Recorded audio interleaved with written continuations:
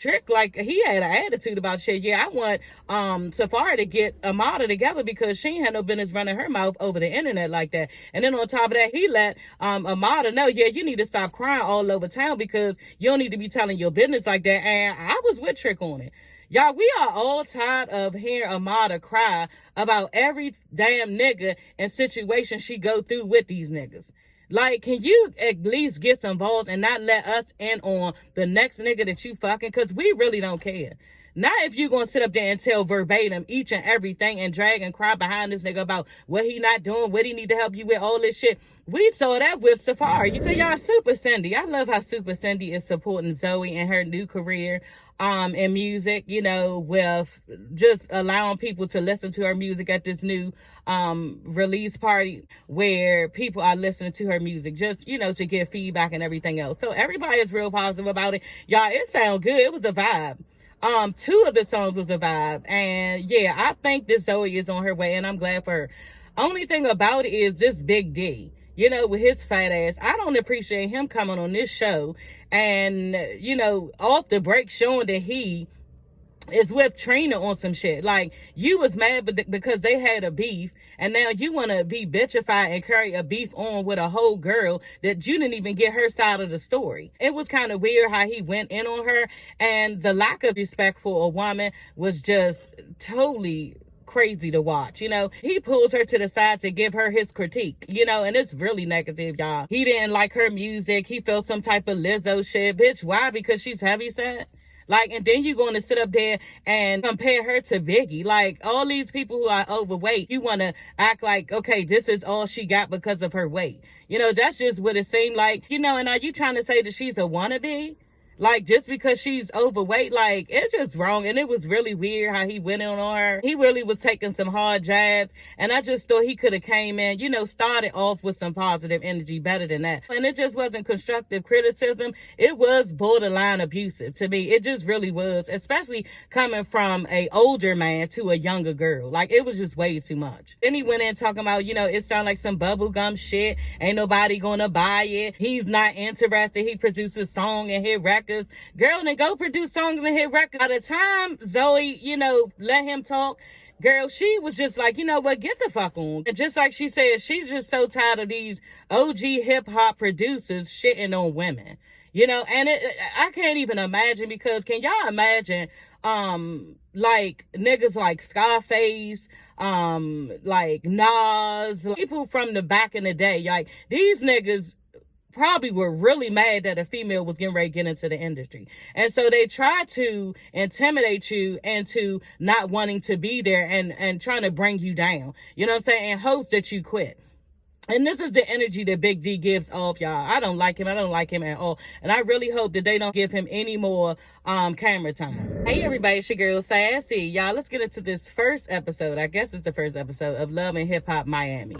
Yeah, so Trina with this half-ass apology to the Haitian community for making voodoo slurs. Basically, you know, yelling at Florence and Gael when they went in the club, when they approached her in the club, calling them voodoo bitches. Get these voodoo bitches out of here. Her apology, for me, I just thought it was very fake and shallow and seemed very scripted. You know what I'm saying? Something that somebody wrote and, you know, made her say. Just save her ass from the Haitian community, because y'all know they're probably a large population out in Miami. So Florence goes to the studio to have a conversation with Trina, because she just doesn't appreciate, you know, what all that Trina said about her community. She also lets Trina know that she was very devastated when she did not show up for her show, and that, you know, her energy was off and she was not able to perform the way she normally performs because she was expecting her to be there.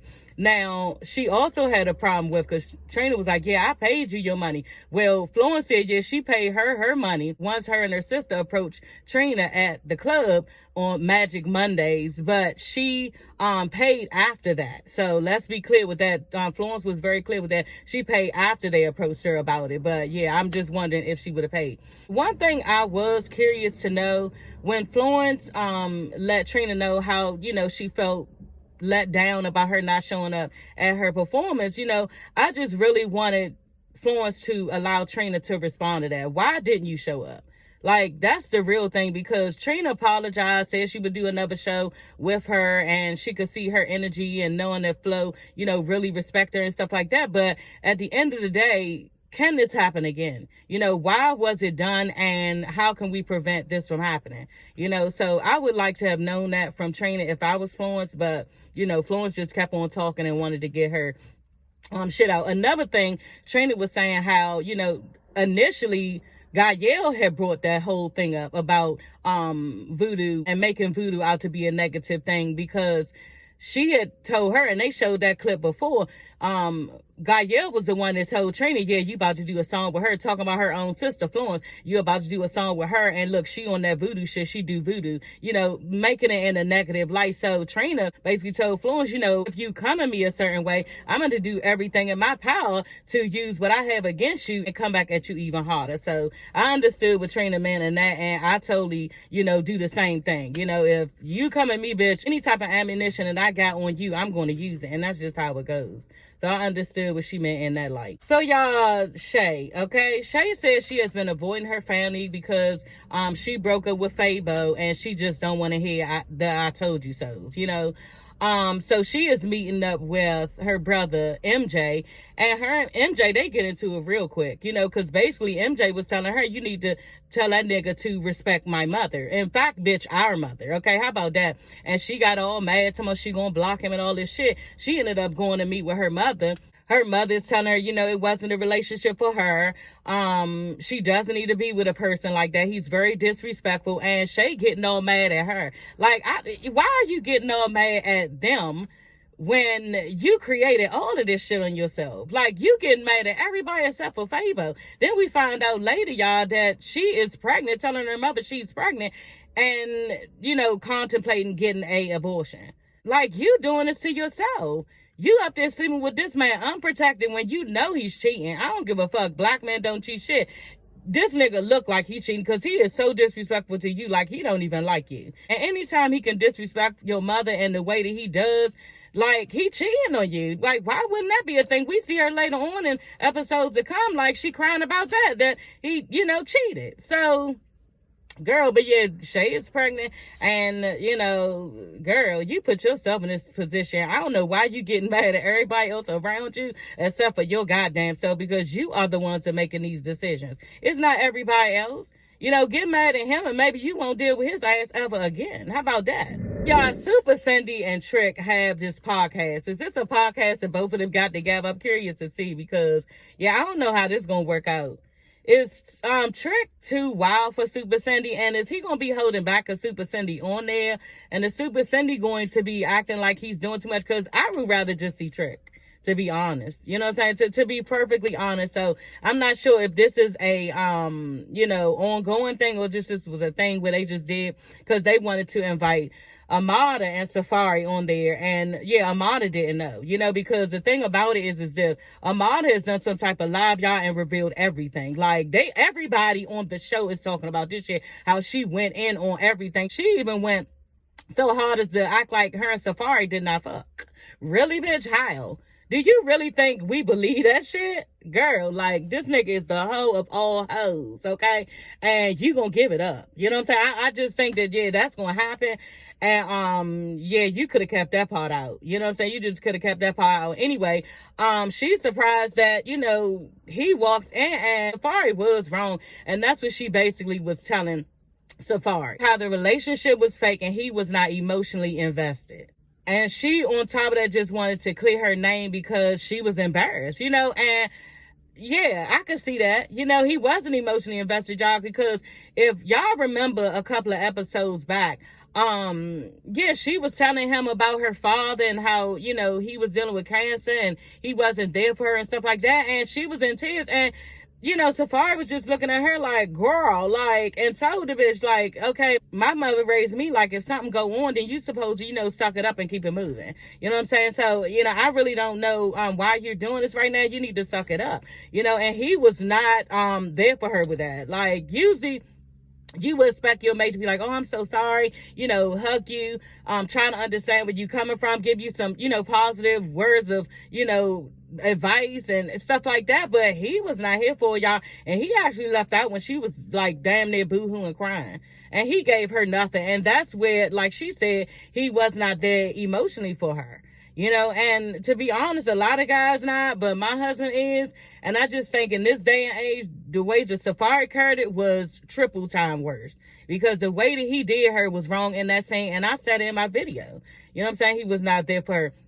He also was expecting her to be real strong when all of the rumors and talk was going to come about him and Erica, about everybody he slept with, just everything that you see in the blogs and vlogs from Safari. He wanted her to be strong, you know, coming in. And yeah, Amara was just looking at all the comments, reading off shit, getting all in their emotions and feelings about it. And he just thought that she should be stronger in that. You know what I'm saying? But that's a lot to ask out of somebody, because turn it around, bitch. Safari, if it was you, then could you handle everything? You know what I'm saying? So a lot of that was him being real insensitive, you know, and for Amara to be fucking with Safari, it's just not the one for her, because Amara wears her heart on her sleeve. You know what I'm saying? We all do as females, but hers is 10 times worse, you know. So I really don't think that he has the emotional capacity to keep up with Amara. And so yeah, they just really weren't supposed to be together anyway. So in the end, you know, she left and was trying to leave, and she was just like telling him he embarrassed her and she wanted to be open with the relationship. That's why she went on live doing that. But just to let everybody know, you know, where she's staying with it. And she was like, yeah, Safari is just another man to let her down in life. You know what I'm saying? As well as we all see her father. He acted like he was going to come around, came to her shows, and all of a sudden this nigga act like he ain't had nothing to do with her. And, you know, I don't know what type of trauma this is when your father is not in the picture and then you keep getting let down by nigga after nigga after nigga. But I'm sure it takes a toll on you, and it's sad. You know, it's really sad, and I want better for Amara, but she also has to pick them better. We see in this next episode coming up with Alan acting like he raising his voice to Amara, and I'm just like, this nigga can't say shit to you. Like, so for him to be raising up, this is about to be crazy to watch. You know, he does not have the right at all. Not after you left her with twins, honey. Like, that's crazy, y'all. But we're going to see what goes on with that. But anyway, Amara tried to ride off from Safari. And this nigga, like, so ignorant. And like she said, that was some bitchified shit. Y'all, he threw some water, took his water bottle and was throwing water all over her truck. Like, who does that? Like, you just acted like a little ass 10-year-old because you didn't get your way. And this bitch rode off. She ain't want to have nothing to do with you. And they ain't want to say nothing else to you. And you got mad and did that. So, would you hear her? Because you was real angry in that moment, girl. Like, ugh. Y'all, that is all for this video. I will see you ladies and gents later. Don't forget to like, comment, and subscribe. Bye.